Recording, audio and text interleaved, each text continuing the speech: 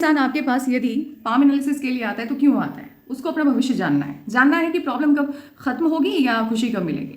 और इसको एग्जैक्टली समझने के लिए रियल डेट ऑफ बर्थ की जरूरत होती है, टाइमिंग की जरूरत नहीं होती है। लेकिन हाँ, आप कब पैदा हुए एटलीस्ट ईयर तो आपको पता होना चाहिए। चलो मंथ नहीं भी पता है तो।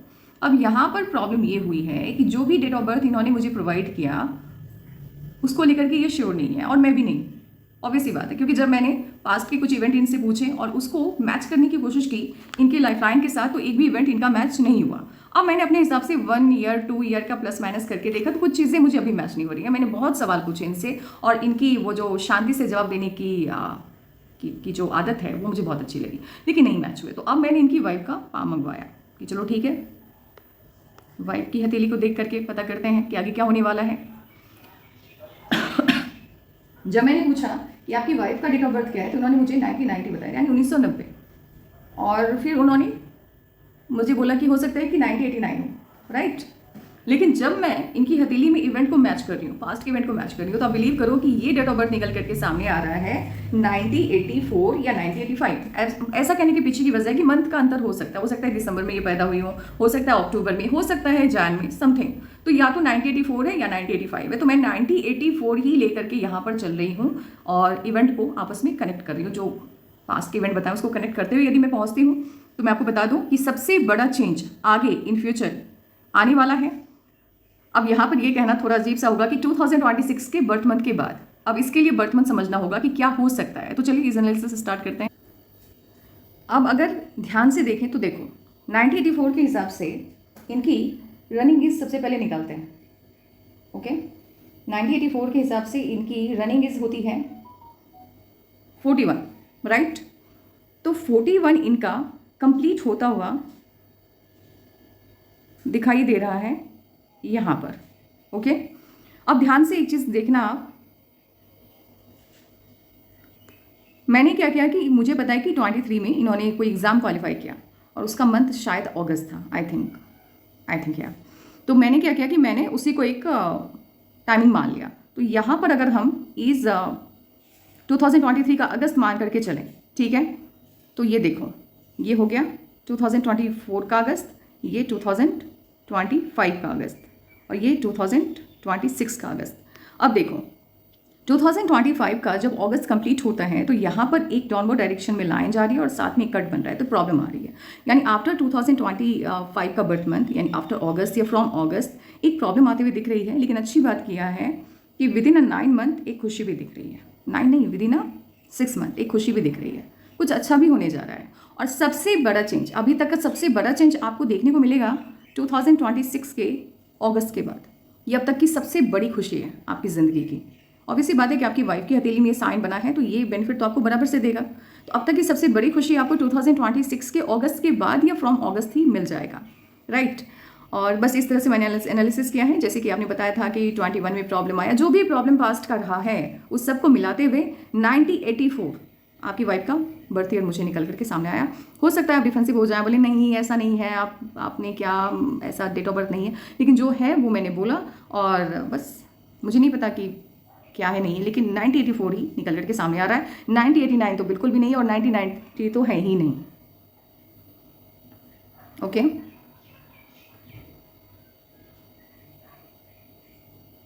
बाकी आपको समझ में आएगा। जैसे अगस्त मान करके चला ना, हमने एक टाइमलाइन ले लिया कि चलो अगस्त है। अगर इस साल प्रॉब्लम आपको आफ्टर फ्रॉम अगस्त थोड़ा सा इंक्रीज होता हुआ दिखेगा तो समझ जाना कि ये डेट ऑफ बर्थ है। तो बाकी डिस्कस कर लेंगे आगे, लेकिन मुझे तो यही लग रहा है। और एक चीज़ मैं यहाँ पे बताना चाहूँगी कि यदि किसी की हथेली आपको एकदम से ऐसा लगे कि शाइन कर रही है, ये शाइनिंग बिल्कुल डिफरेंट होता है। आपको ऐसा लगेगा ना कि कहीं कहीं पर ना वो नहीं होता है जिसको कहते हैं हम लोग मैग्नीशियम बोलते हैं, मैग्नीशियम मर्क्यूरी। आपको ऐसा लगेगा ना कि हथेली पर ना मर्क्यूरी कहीं कहीं पर लगाया गया, चमक रही है। ये डिफरेंट टाइप की चमक होती है, ये हेल्थ के रिगार्डिंग मेजर प्रॉब्लम लेकर के आती है। ऐसे ही लोगों की लाइफ में कोई ना कोई बड़ी स्वास्थ्य संबंधी समस्याएं लगी रहती हैं, बनी रहती हैं, और कभी कभी रेयर काइंड ऑफ डिजीज से भी इनको जूझना होता है। तो ये शाइन बहुत बुरी है। और एक चीज़ ध्यान देना, यदि किसी की भी हथेली में ये जो उंगलियां हैं, इसके पर्व पर यदि आपको इस तरह से डार्क लाइक स्ट्रक्चर दिख रहा है, पर्व पर आपको ऐसा लग रहा है कि यहाँ पर जैसे किसी ने मारा हो हथौड़े से, फैल गया है, देखो गड्ढे जैसी साइन बन रही है, तो बचपन में प्रॉब्लम आती है।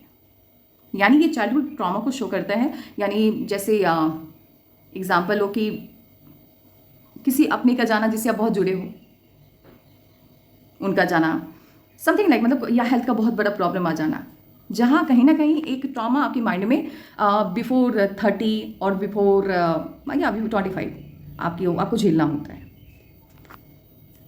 चलो इवेंट तो मैंने इनका बता दिया, अब इनकी हथेली को अच्छे से एनालाइज करते हैं। जब आपकी हार्ट लाइन कुछ यूँ इस तरह से आपको स्टार्ट होते हुए दिखाई दे, तो शादी या तो आपकी अच्छी फैमिली में होती है, यानी इन लॉज आपसे अच्छी, आपकी फैमिली से अच्छी पोजीशन पे हो, या पार्टनर आपका अच्छी पोजीशन पे होता है आपकी तुलना में। दोनों में से कोई एक चीज़ यहाँ पर लागू होती है। कभी कभी दोनों का बेनिफिट मिलता है, कभी कभी एक का मिलता है। सनलाइन आपकी अच्छी है हथेली में, सनलाइन यदि आपकी हथेली में अच्छी हो तो कमाई का जरिया बना रहता है। ऐसा नहीं है कि पैसे की प्रॉब्लम रहती है, जरिया हमेशा बना रहता है, पैसा आता रहता है। कमाई जितनी मेहनत आप करते हो उतनी अर्निंग होती है, उससे भी ज़्यादा अर्निंग होती है। और इनकी हथेली में मेहनत से ज़्यादा अर्निंग का साइन है। और एक चीज़ ध्यान देना, ये होती है आपकी खुद की अर्निंग की लाइन, और ये होता है या तो पार्टनर की तरफ से, या इन लॉज की तरफ से, या माता पिता की तरफ से आपको पैसे आ रहे हैं। यदि यहाँ पर फिश का साइन बन जाता है तो या तो पार्टनर बहुत बड़ा बिजनेस को लीड कर रहा है, या कोई ऐसा जॉब जिसे ऑफिसर ग्रेड कहते हैं उस तरह के जॉब में आपका पार्टनर होगा, ये बताता है। तो ये साइन है, यहाँ पर एक फिश लाइक स्ट्रक्चर है। और मैंने जितने भी IAS IPS की वाइफ का हथेली देखा है अभी तक, या मान लो कि किसी की वाइफ बड़ी पोजीशन को होल्ड कर रही है, बड़ा बिजनेस लीड कर रही है, उसके हस्बैंड की हथेली में भी मैंने यही साइन देखा है। यहाँ पर एक फिश लाइक स्ट्रक्चर छोटा सा ही होता ही है। और आपकी हथेली में ये वाली जो लाइन है, ये मुझे 47 से स्टार्ट होता हुआ दिख रहा है, और 47 से आपकी अर्निंग बहुत हो चुकी है। 47 48 हो सकता है, थोड़ा सा चेंज आता हुआ दिख रहा है। ये बड़े चेंज को शो कर रहा है। ऐसे भी आपकी वाइफ की हथेली को यदि मैं देखूँ, आप बिलीव तो नहीं करोगे, लेकिन मुझे पता नहीं क्यों ऐसा लगता है कि 1984 हो सकता है, या 1985। मैं 84 ही लेकर के कैलकुलेट कर रही हूँ। अगस्त को मैंने पिक किया है, हो सकता है 1985 का दिसंबर हो इनका डेट ऑफ बर्थ, लेकिन मैंने अगस्त को ही पिक किया है। तो उस हिसाब से मैंने इस एनालिसिस किया, तो यहाँ पर बड़ा चेंज आएगा, और अर्निंग आपकी डबल या ट्रिपल होते हुए यहाँ से दिख रही है। यदि कोई इंसान गवर्नमेंट जॉब में है तो ये साइन 100% उसकी हथेली में होगा।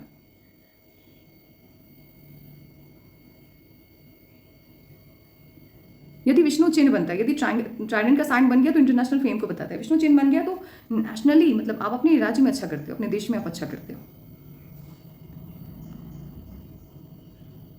आपकी हथेली में मरकरी की माउंट पर सिर्फ एक ही स्ट्रॉन्ग लाइन है, तो कोई एक ज्ञान, एक विद्या ऐसी होगी जिसमें आपकी पारंगत होगी, यानी पास्ट लाइफ से आप कनेक्टेड हो उस नॉलेज से। हो सकता है बच्चों को पढ़ाना, क्योंकि टीचिंग लाइन में है आप, तो उसमें पास्ट लाइफ में भी आप कोई गुरु, कोई ज्ञानी रहे होंगे जो शिक्षा देते थे, वो साइन है। लेकिन इसके अलावा कोई अलग साइन नहीं है आपकी हथेली में, और ये साइन भी बहुत स्ट्रांग नहीं है, फुल एक्सपर्टीज को शो नहीं कर रही है। यदि मैरिज लाइन आपको कुछ इस तरह से डॉट लाइक स्ट्रक्चर दिखे विवाह रेखा पर, आप देख सकते हैं ये लाइन यहाँ पर आई, और एक लाइन ने हल्का सा टच किया है, कट किया है, यहाँ पर एक डॉट लाइक स्ट्रक्चर दिख रहा होगा।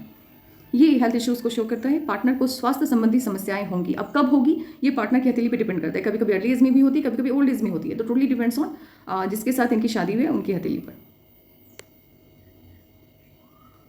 और साथ में गुस्से को ये शो करता है, थोड़ा सा पॉजिटिव नेचर होता है अपनी चीज़ों को लेकर के, अपने लोगों को लेकर के।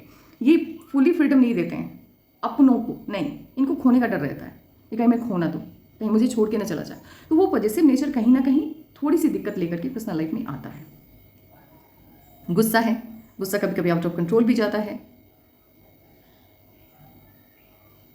ऐसे ही जो माइंड लाइन होती है, गुस्सा आता है तो फिर जाता नहीं है, दिमाग खराब हो जाता है। अगर गुस्सा आ गया तो हो सकता है कभी कभी जो हाथ में सामान है वो भी उठा करके सामने वाले के ऊपर ये फेंक दे, ये हो सकता है। जब हथेली में ये वाली उंगली बाकी उंगलियों से अलग हटके चलती है तो ऐसे लोगों की सोच भी आम लोगों से डिफरेंट होती है। ऐसा नहीं है कि ये किसी समूह को फॉलो करते हैं, या मान लो कि इनके परिवार में या इनके लोगों के बीच किसी को गलत साबित कर दिया। अब हज़ारों लोग या दसों लोग उसको गलत बोल रहे हैं, इनके घर के लोग भी गलत बोल रहे हैं, तो इसका मतलब ये नहीं कि उसको गलत मान लेंगे। जब तक इनको खुद में नहीं लगेगा कि सामने वाला गलत है, ये किसी की बात पे बिलीव नहीं करते हैं, अंधविश्वासी नहीं है, ये फॉलो नहीं करते हैं किसी को, नहीं, ये इनका अपना एक अलग तरीका होता है सोचने का। तो ये लोग कहीं ना कहीं ऐसा मत, ऐसी सोच लेकर के पैदा होते हैं जो समूह से अलग इनको बनाती है। और अगर साइन हथेली में अच्छी है और ये वाली उंगली है आपकी हथेली में, तो ये लोग हिस्ट्री क्रिएट करते हैं। जैसे बड़े बड़े साइंटिस्ट की हथेली को आप देखें तो ये वाला साइन होता है, बड़ी बड़ी मेडिकल के ऑफिसर की हथेली में देखें ये वाला साइन होता है, जज की हथेली में मिलेगा आपको, जो पॉलिटिकल लीडर होते हैं जिन्होंने अपने दम पर बड़ा मकाम हासिल किया है उनकी हथेली में भी अदर साइनों के अलावा ये उंगली आपको डिफरेंट तरीके से चलते हुए दिख जाएगी।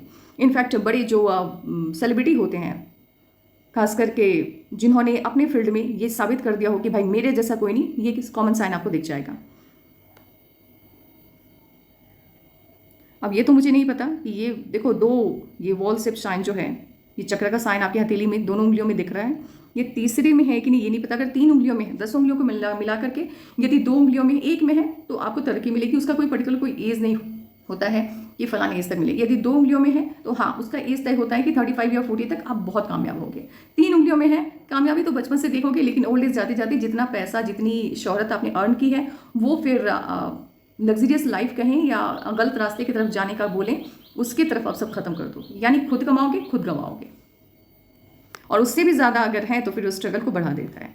3 से ज़्यादा है, स्ट्रगल बढ़ जाएगा। अब आप देखें इनके फिंगर को, अंगूठा काफ़ी स्ट्रांग है, स्ट्रांग माइंड सेट को शो करते हैं। पावर हाउस अंगूठा यदि आपका वीक हो गया तो आप अपनी मत पर, अपनी चीज़ों पर टिक के नहीं रह पाते हैं।